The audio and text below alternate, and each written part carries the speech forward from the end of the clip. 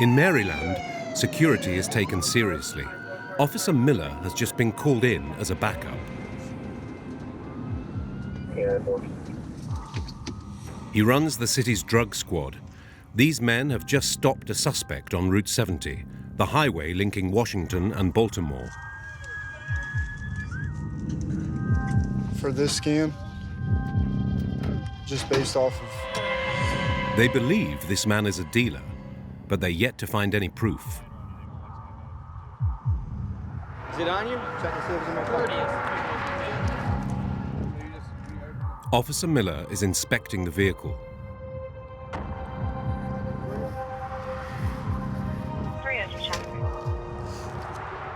It's indicative that she had something in here at some point and ripped the end of the bag off and hid it, because that was stuffed in here like this. At times it can be difficult because that was found right under here. So if they go to buy a small amount like this, it really could be anywhere within the car. Soon after, a bag of narcotics was found. Enough to send him to prison for 10 years. Mix it with both heroin and fentanyl because fentanyl is so much stronger. If you were to go to Baltimore City today and buy this much drugs, you're looking at probably $3,000 at least. Yeah, I got you. Warden's essential booking where he'll be charged for possession and possession with intent to distribute narcotics. In France, the young man would be taken to the police station to be interviewed in the presence of a lawyer. Not in Maryland. Here, he'll go straight to prison.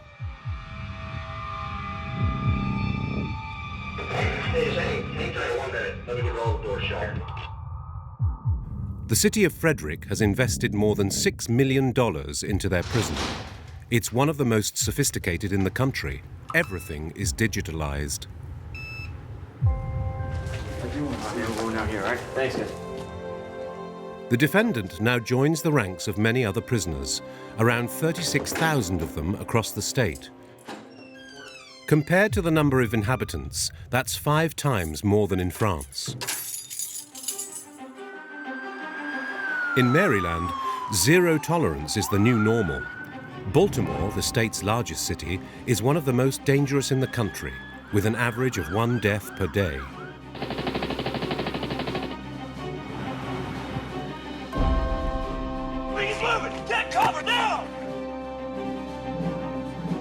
Since Donald Trump's election, Maryland has become firmly Republican. And crime policy has gotten tougher. Aggressive arrests, heavy sentences. 20 years, straight off the jump for a fight. I almost just devastated. And I was like, oh my God, I couldn't believe it. One man embodies this tough stance.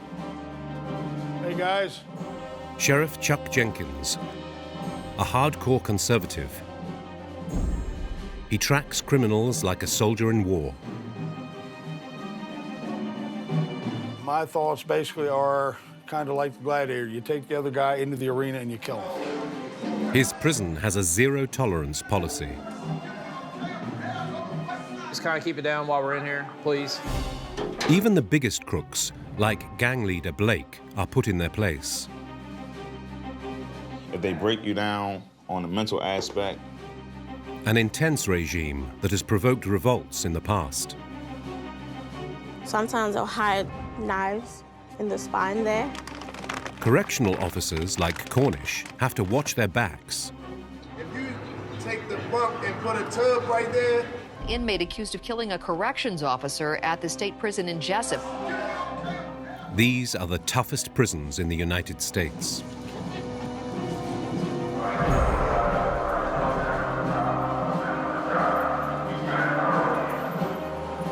We decided to use plexiglass because plexiglass won't set off a metal detector. A coveted glimpse into the prisons of Maryland and their limits. The sheriffs think that they're in control, but they really have no idea. They're not in control.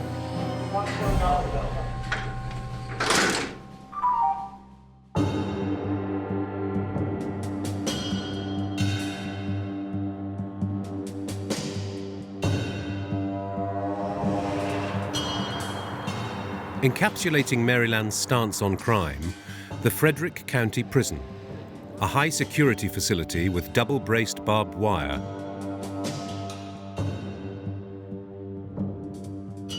windows few and far between, countless cameras to track the inmates' every move, and a yellow line that the prisoners mustn't cross under any conditions. The tough restrictions even extend to clothing, with inmates wearing striped uniforms as practiced long ago. This strict no-nonsense regime can be attributed to one man, Chuck Jenkins, proud to be sheriff and warden of the prison.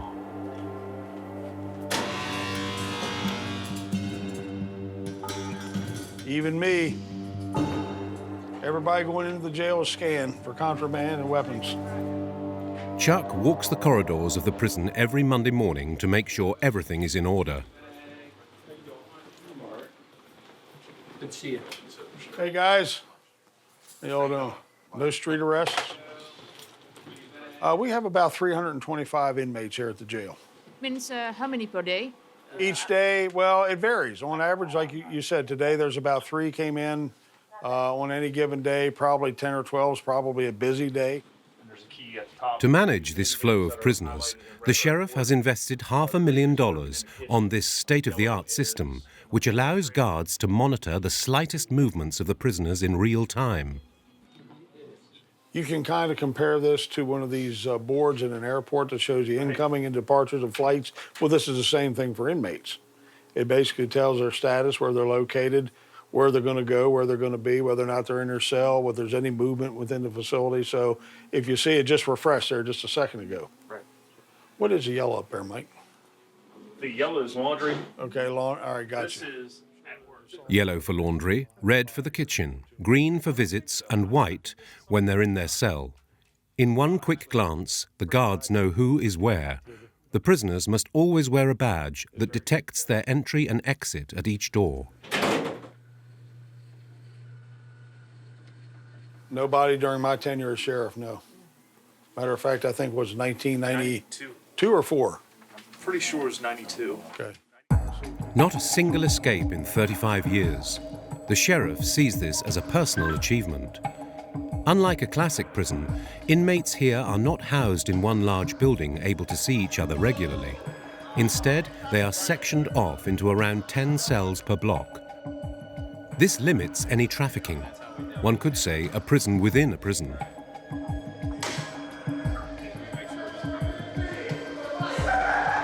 Hey guys, do me a favor, just kind of keep it down while we're in here. There are no large cafeterias like in other penitentiaries. Meals are served directly to each cell.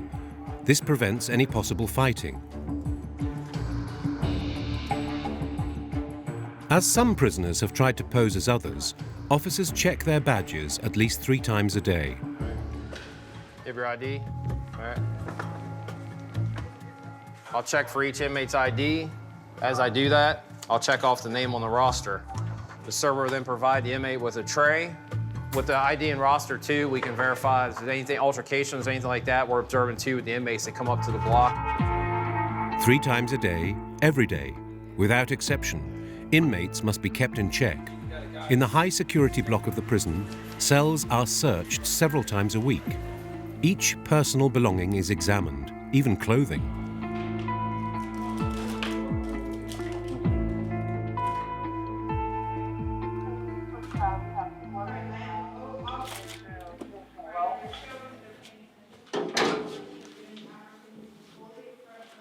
Sometimes these inmates end up with having 4 or 5 pairs of pants when they're only allowed 3. So they have a certain number of socks are allowed up to 7 pairs. This is Blake's cell. At 33 years old, he has already spent a decade in prison. He's checking that all his photos are still there after the search, including those he discreetly placed above his bed.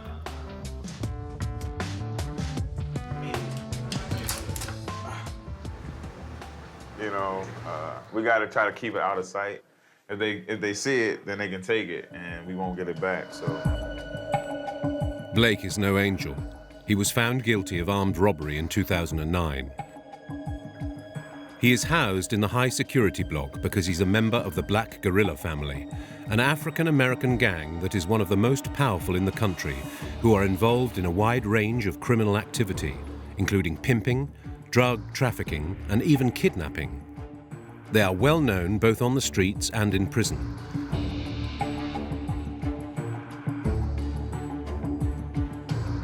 On this CCTV footage from a few years ago, gang members can be seen confronting members from a rival gang. Fights without mercy that are sometimes fatal.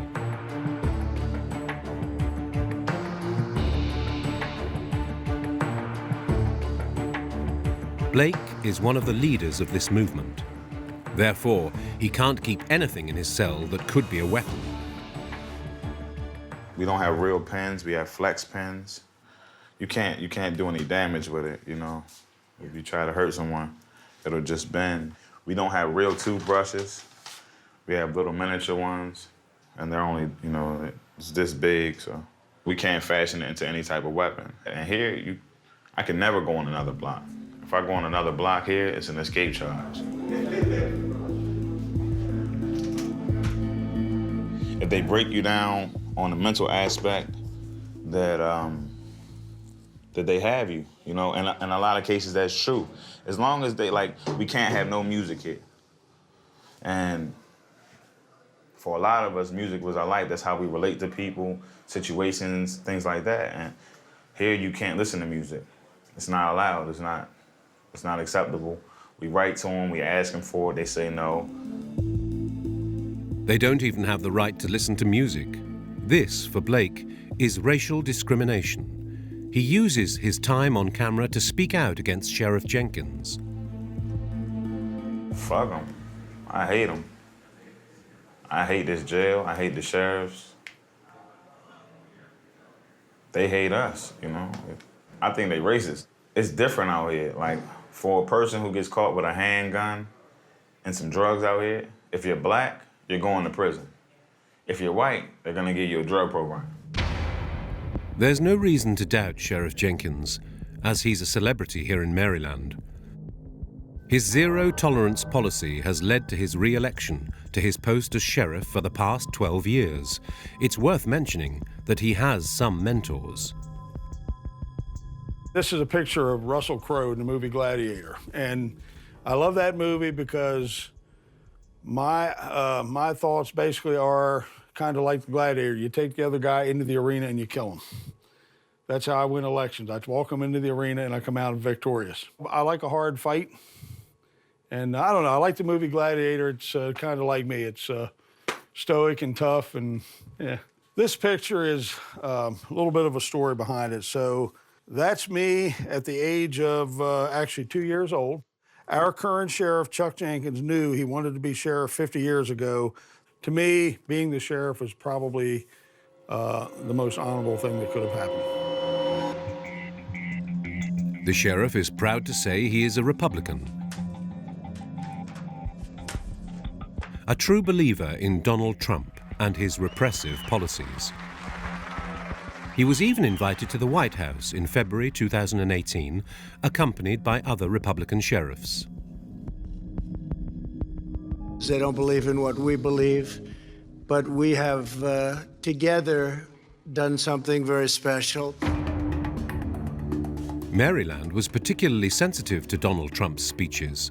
This was the first time in 15 years that this little northeastern state voted Republican. This is because living conditions have deteriorated more than ever over the past 10 years. Less so in Frederick, as it's a wealthy city, but in Baltimore, for the past few decades, the city was prospering thanks to its port. But today, it's becoming poorer and poorer. People are leaving the city center due to increased criminal activity. The number of life sentences declared in Maryland is rising dramatically. There are 40 times more than in France. So, what to do with all these criminals?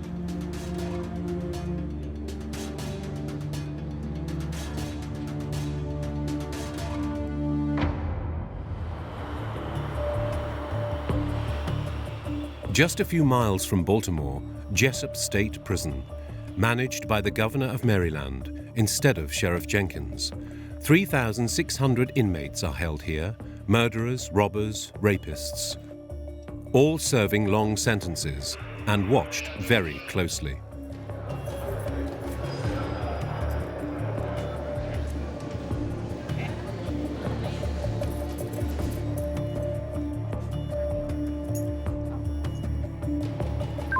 Corner smash on eyes, I post myself, Officer Amadi conducting yard check. Cornish has been a corrections officer at Jessup for 5 years. Every morning she checks the yard before allowing the inmates to enter. You could find a glove that maybe the worker set out that may have drugs in it from, you could find weapons out here. A lot of times in the windows, outside the window, they're in the cell, and the inmate comes to the cell and they may retrieve something that way while they're in the yard. Even behind bars, inmates continue their criminal activity. Empty. Cornish's search is interrupted by a message on the radio. Apparently, there's a problem inside the prison.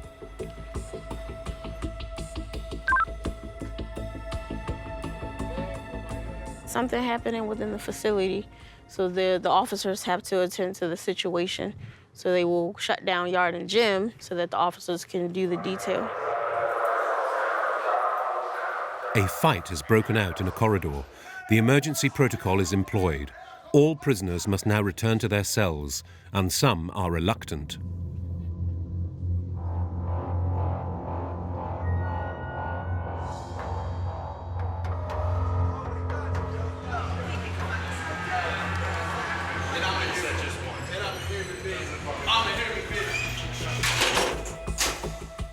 Yard time is cancelled for today.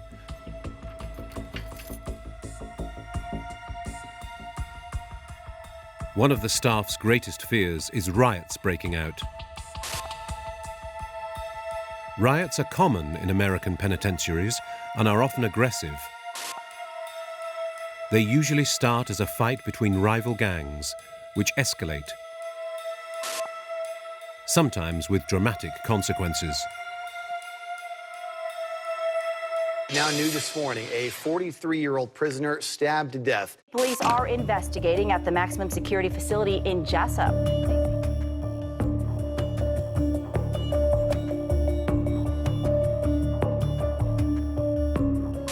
Three inmates have been killed over the past 4 years at Jessup Prison, so the warden took the fight that happened today very seriously. He ordered an extra cell search. Be safe and watch each other's back. Remember, if something happens, observe, back up, observe, call for assistance, and then when you call, we'll come and we'll support you. Make sure you spread it out across the floor so that you're not just bunched in a corner. All right, let's get them out of here. Female on the pond, female on the 10. Cornish and her colleague announced their arrival in the men's block. Malady. There are 20 cells and 40 inmates in the block they're about to search. The inmates aren't too happy about this surprise inspection. Sometimes they'll hide knives in the spine there. Bathroom. If you take the bunk and put a tub right there. MCIJ, there's violence everywhere. But at the same time, I feel and believe that the officers will have control, where they do feel safe, where not everybody's walking around, if I'm right, Kamalafi, where they're not walking around with a knife. Weapons are found by officers on a daily basis. They're kept here, far from the inmates, in an administration office. This is a piece of metal that was fashioned into a weapon that has a point to it. And so all of these are inmate-made weapons. These actually came from the light fixtures that were inside of the housing units. if he was selling it to a gang member or selling it to somebody who needed a weapon, he could probably make $50 or even make $100 for this weapon, because this weapon would actually kill somebody.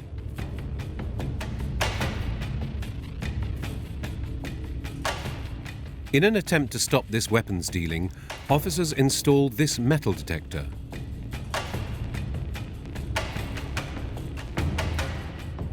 But some prisoners have already found a way around this by making knives with glass or even plastic. They got smart and decided to use plexiglass because plexiglass won't set off a metal detector. Some of them are actually found on the inmate themselves, hidden in their pocket, in their pants, in their coat, their rectum. All the officers here know that one of their own was murdered with a weapon like this. His name was David McGuinn. He was 42 years old, and in 2006 he was stabbed 10 times by 2 inmates while doing his nightly rounds.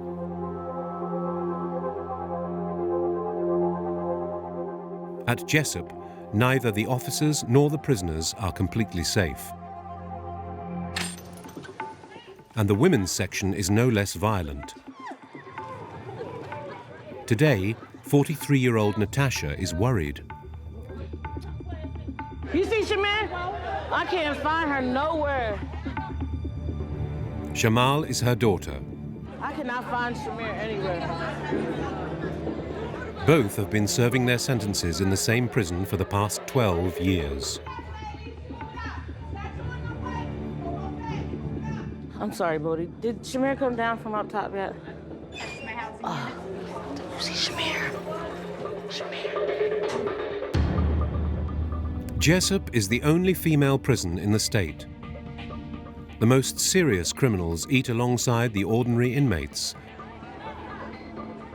Sometimes things get out of hand. And nobody wants to be, like in a room with somebody who, mass murdered or whatever.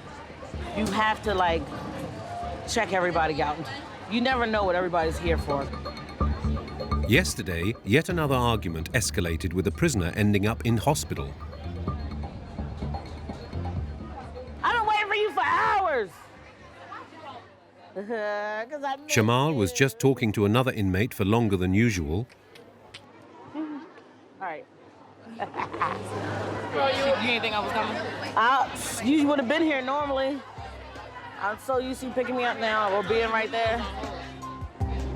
Natasha and Chamal, a mother and her daughter, a rather unusual pair in prison. The women broke a man's legs, a violent outburst that left Natasha with 28 years in prison and Chamal with 20. In November of 2007, several teens who attacked 44-year-old Gregory Simmons and beat him so badly. It all started with an argument between a neighbor and one of their cousins. The fight escalated, with several dozen people joining in, including Chamal and her mum. They violently hit one of the men in the opposing camp before beating him up. He will be disabled for the rest of his life. Lord, thank you for this food we're about to receive, for the nourishment of our bodies. Bless the hands that prepared it, bless the less fortunate. In Jesus' name, amen. 12 years later, Natasha and her daughter are still paying for this moment of violence. Chamal was only 16 years old when she was sent to prison. She has grown up here. I look out for my daughter because I know it's a lot of misguided kids here. They come here and they don't have people look out for them and they end up doing a whole bunch of crazy stuff, drugs. No, she doesn't have an opportunity, and not that I would let her. I'll be on her back. I'm kind of a stalker. It's still dangerous because some people just don't care. You have some people who just don't care, and like I said the other day, the ladies were fighting and they had to go out to the hospital because one stabbed the other and the other hit the other with a lock or something like that. I mean, it's not even like regular little cat fight arguments. They are trying to hurt you. And the situation is bad, but it's still comforting for her to be here and go through this with me, so I gotta go through it by myself. I'm stealing this for her. She likes yogurt. And they search, so I gotta put it in my bra.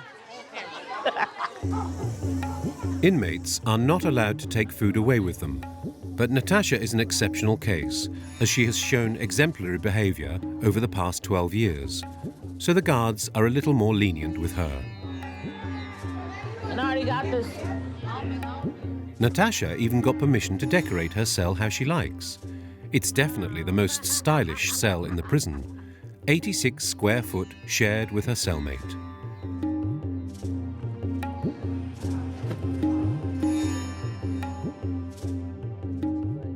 If you look at another cell, it doesn't look like my cell. Like this stuff, I made this to give it a little design.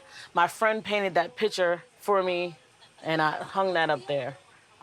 In a prison, you know, it's hard trying to, be comfortable. Like when you decorate and, make things pretty and nice colors in your cell, at least, You feel better. Yeah, you feel better. One other saving grace, her makeup bag. It doesn't seem like much, but here eyeshadow and lipstick are as valuable as gold. Well, I had those for 4 years. 4 years ago, they cut the makeup off. And that's when everybody was like, oh, I have to hold on to what I have. Because when it's gone, it's gone. So you want to feel like a woman. You don't want to look like, whatever. You want to do your hair, you try to do your hair and your lips, so you want to look nice. Seen this in the magazine.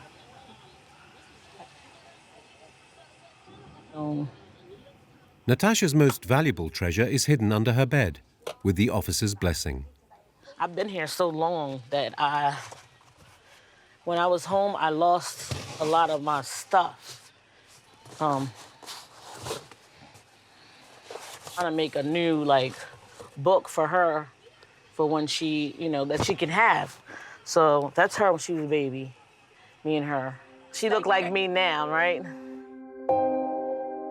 This secret album will be given to Chamal on the day she gets out. Memories of the good times before prison.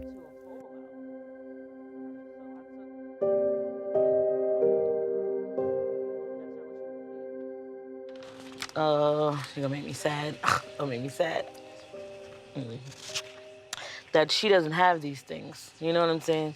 And so I just wanted her to have, pictures of herself. We lost so much. And this is an ugly picture of her. She hates it. But I love it. Oh no. This is why you don't wear makeup at times like this.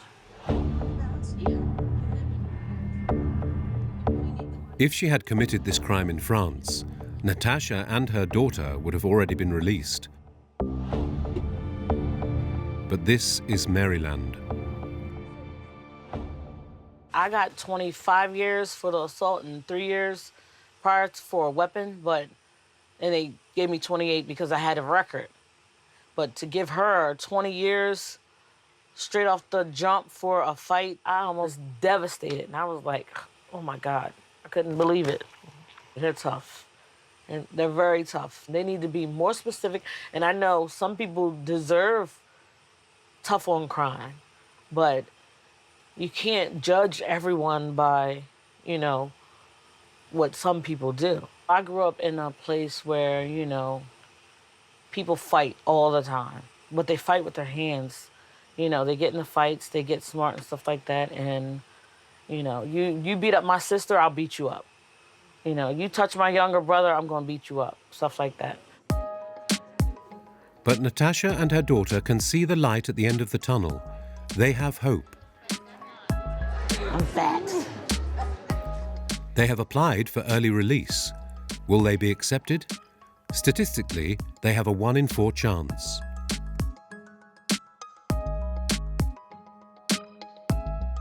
Maryland's justice system is one of the strictest in the country. However, petty crime hasn't reduced. With the exception of Frederick County, jurisdiction of the famous Sheriff Jenkins, Here, he is showing off his latest toy, half car, half tank. Bulletproof windows, steel body. The vehicle can withstand a grenade explosion. It's even used by the army in war zones.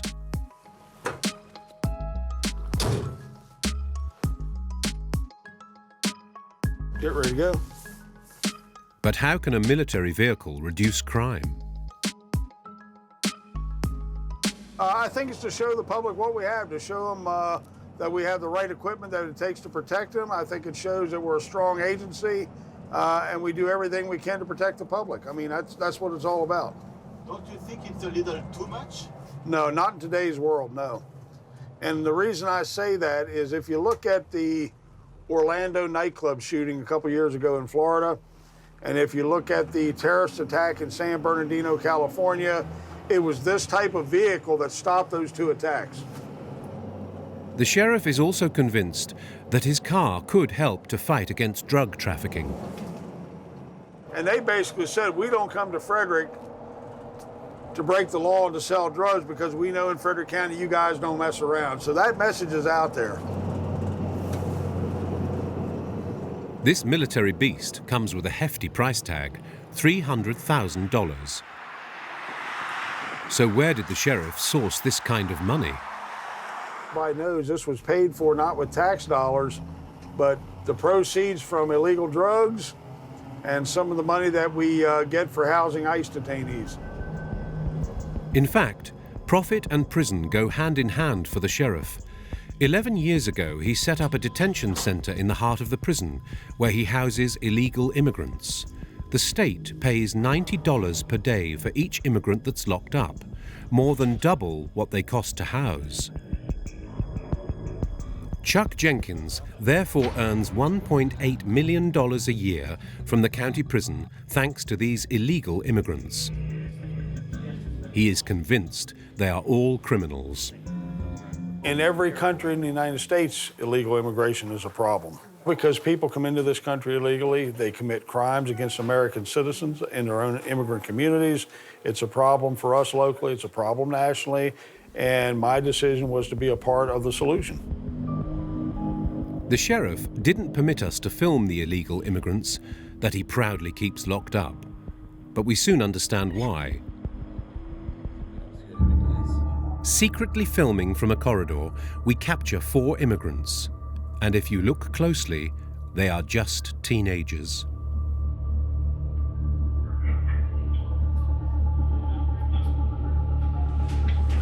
Pictures here, you had some inmates on there. You have to edit some of that. Minors dressed in uniform, in the same prison as adults. Both in France and the US, this is illegal. But this isn't a first in the sheriff's prison. We got our hands on a letter written by the Office of the Public Defender a year ago. Even back then, it accuses the sheriff and his staff of housing minors illegally. Frederick Prison's current practices subject juvenile detainees to harm in violation of the Prison Rape Elimination Act and the 8th Amendment prohibition against cruel and unusual punishment.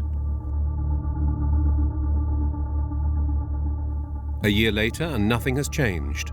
The sheriff is still illegally incarcerating minors in the county prison.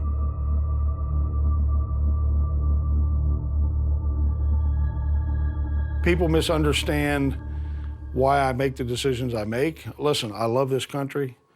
I love America. I love this county. I love our quality of life, and I don't want to see it go away or taken away. Sheriff Chuck Jenkins has in fact made an impact. Since his election 12 years ago, the number of burglaries and robberies has fallen by 20% in the city. Thanks to his large budget, he was able to double the number of police officers. Hey, Sarge, how you doing? How's everybody? Once or twice a week, he comes to speak to them in their briefing.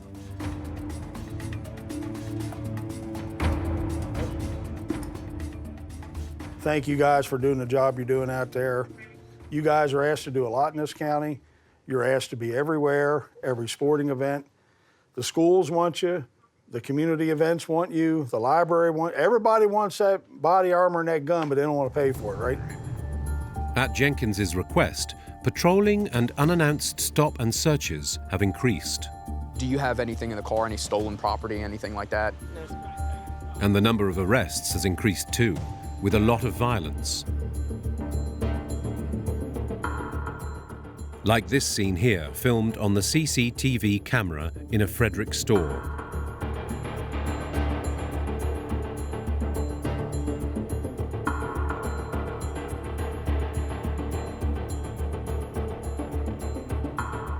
A heroin dealer is on the floor, getting punched by an officer who arrived as reinforcement. He received 11 punches in total to the face. The officers involved will have nothing to worry about.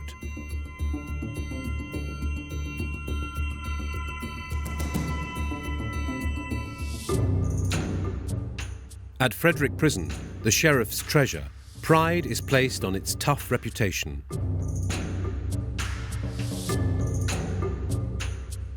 However, we caught up with Blake, one of the leaders of the Black Guerrilla family gang. Although watched closely, the inmate seems very calm. They think I'm a dangerous individual. I think it's just because I'm smart, and they don't expect me to be that smart. Despite the sheriff's precautions, he perhaps underestimated this prisoner and his gang. Blake claims he can get around the guards' surveillance. The sheriffs think that they're in control, but they really have no idea. They're not in control. What do you say that? You know, just like any other jail, it's corrupt. So COs, correctional officers, some of them work for us, some of them don't. It's all about money. Is Blake just showing off in front of the camera? We couldn't be sure. His gang has been involved in a number of corruption cases in Maryland over the past decade. And some of them are hard to believe. Gang leader continued his testimony today in a federal jail corruption. 4 years ago at a Baltimore jail, Tavon White, the head of the Black Guerrilla family, set up an alcohol, drug and cell phone trafficking ring within the prison itself. What was shocking was that in order to do this, he managed to bribe 4 female officers. And they were offered a little more than money. All of them fell pregnant, infatuated by this bad boy character, a Casanova technique that may have been copied by others.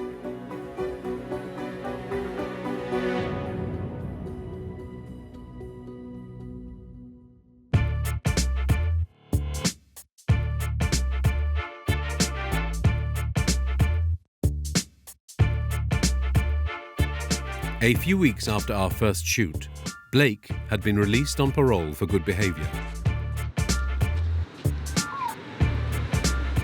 He settled in one of Baltimore's working-class suburbs. When visiting this gang leader at home, he seems like a changed man. He's even found a job in construction. I had to start over and I had to transfer everything from illegal to legal. So now I just keep track of paychecks, you know, for where I work at.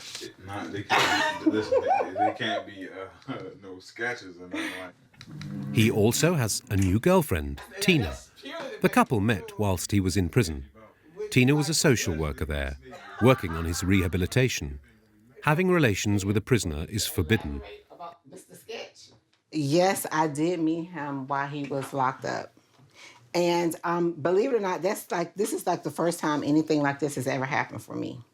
Because on the normal, we talk about it all the time, I would have never dated anybody from prison. But that is something about Joseph that is different from any guy that I've ever talked to before. But she accepts it and she understands. And more than that, she's a helping hand whenever I need it for anything. Despite what he says in front of his girlfriend, the gang leader revealed to us that he has no intention of cutting off his criminal ties. However, since his release, he is under constant surveillance by the police, who conduct multiple patrols in his area. To escape them, he's found a rather original solution. He takes advantage of a rehabilitation program that he must participate in every day. He also takes advantage of the social workers' naive nature and their close, almost family-like relationship. Love you too. Welcome back. Welcome back. How did he behave for now? He's doing well. He's doing well. He just got back, so I'm hoping that, you know, he gets something out of the program that allows him to reintegrate back into society. You know, employment. I think he's trying to get married, you know, so get his life back so he doesn't go back to where he came from. So it's time to get started. Time for class? Yeah. Yes, ma'am. Lucky for Blake, this meeting takes place in a drug rehabilitation centre. The law bans police officers from installing any sort of listening equipment. So this is the perfect spot to contact his gang without police interference. I can come here and know that there's no police involvement, you know what I'm saying? Know that I'm not being recorded or being videotaped or being watched because it's illegal. Oh, what up, bro? Shut up. In reality, he takes advantage of the centre to manage his illegal activities via telephone. Today, in front of our camera, he dealt with a rather delicate issue. A dealer in his gang had a run-in with a rival gang.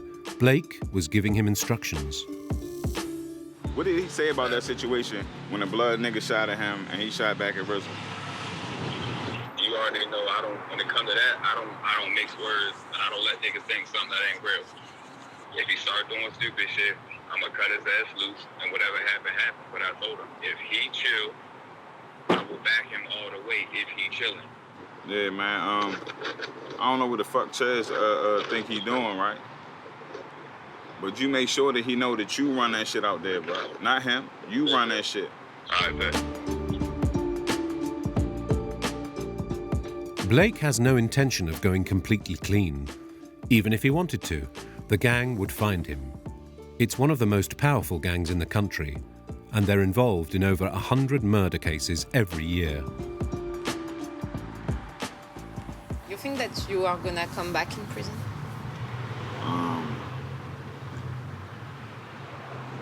Nah, I don't think I'm gonna let them catch him.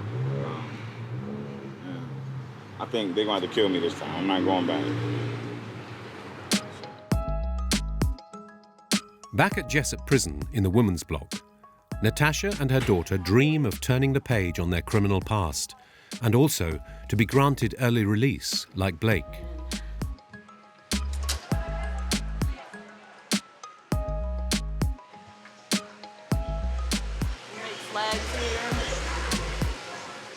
Natasha earns $120 a month in this workshop, sewing flags for the American government. The irony of prison life in the US. We're gonna have to do inventory. Sexes! How many hats did you need? One? Just one. Did you damage the other one out? Not yet. I'm going to. I gotta write it in the computer. Okay. When you work here, you have to be a certain type of inmate. Like, you can't have a certain type of charge because they use tools, you know, dangerous tools in here, so. And when you work here, people recognize that, you know, you're not only changing, but you're trying to better yourself. Thanks to her exemplary behavior, she hopes to be released at the same time as her daughter, who received a shorter sentence. I work harder to save money so that when she goes out, you know, in the next 3 weeks when she goes home, that, I mean, because we don't have, like, too many people who's going to be like, here, this. She's going to have to, you know, work hard, too. So she works hard and I work hard. We both work hard to prepare her for going out in the world. Natasha is optimistic as she's heard rumors. Her lawyer confirmed that her application for parole has a very good chance of being granted.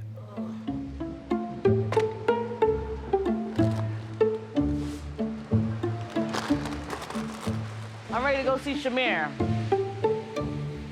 Once her workday is over, it's back to being mom. Chamal has been studying Spanish for 2 years to get her international business diploma. Her mum helps her with her homework. Who made this? Me. On this side? Huh? You made this on the computer? All right. CHEQUE. De 200. From Euro. I've taken this class before. I've taken Spanish, so if I can help her, I'll try. She's really smart now. She's taking over. She's gonna have to help me. Both women know that judges are more lenient with inmates who follow educational courses. Chamal has never experienced the real world of work. She grew up behind bars. Will she know how to adapt?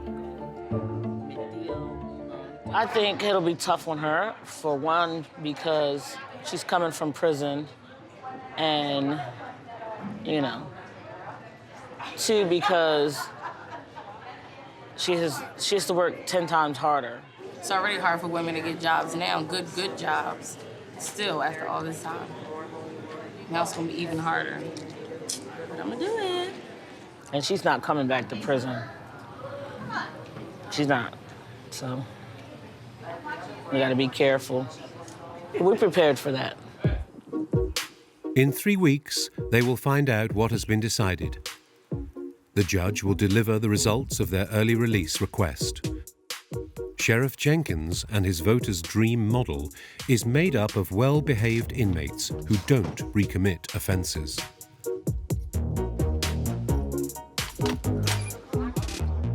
All right, everything? I'm doing well, doing well. I listen to you on the radio all the time. Do you? Yeah. Do you agree or disagree? I agree. All right, good.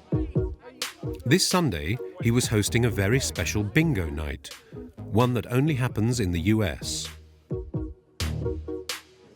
Good evening, everybody. Welcome to all the early birds tonight. So let's give away some money on the first King Tut. This bingo doesn't offer the typical prizes like holidays or TVs. In Maryland, the most wanted prizes are rifles and shotguns.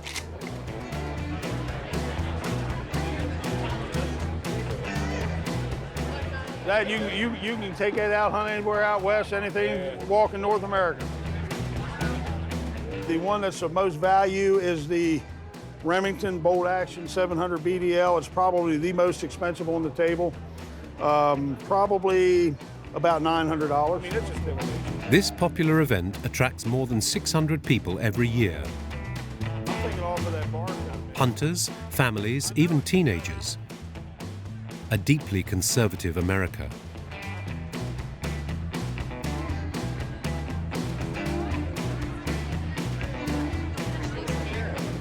Michelle is one of the participants of the bingo, a mother and hunter who rarely misses the annual event. Actually, I am, only because a group of the guys that I used to work with bet me that I would never shoot a deer without crying. And I wanted to prove them wrong. So I got my license and I went out and I have shot 2 deer. It's very peaceful and it's actually very relaxing. Last year, Michelle won a prize. So this year, she's not only participating for herself. My son wants a camouflage gun. If I win with a holder, this will be what I choose. For a gun or $350 store credit, the winning holder is $2,600. $2,600 is a winner.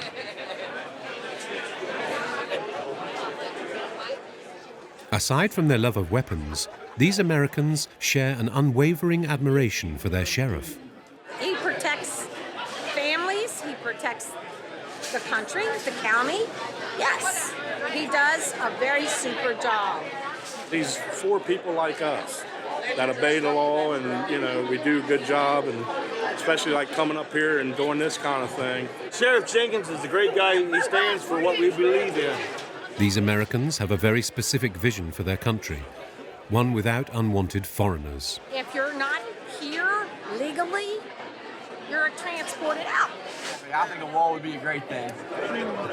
I'm not going to say that on camera, but it'd be a great thing.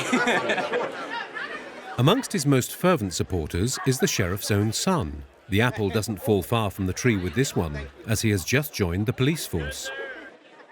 It's pretty rewarding to be able to go out and help people and everything, and it's a fun job to have, to be out in the community, talk to a lot of people, and try to make a difference. Blue ticket, winning holder is 100. 100 is a winner. Michelle's number has just come up. I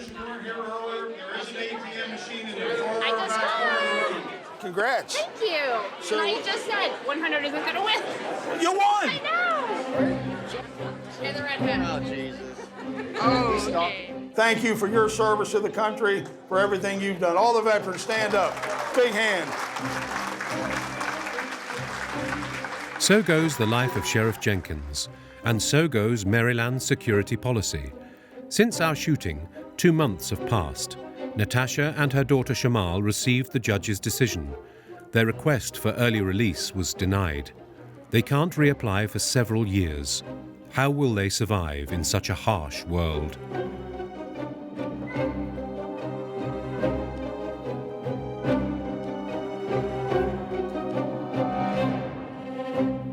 Blake ended up marrying Tina, but he still hasn't left his gang. For the time being, he's not on the police's radar, but for how long? In Maryland, 1 in 2 inmates will return to prison. A statistic that Sheriff Jenkins chooses to ignore in his meetings. His popularity is rising by the year.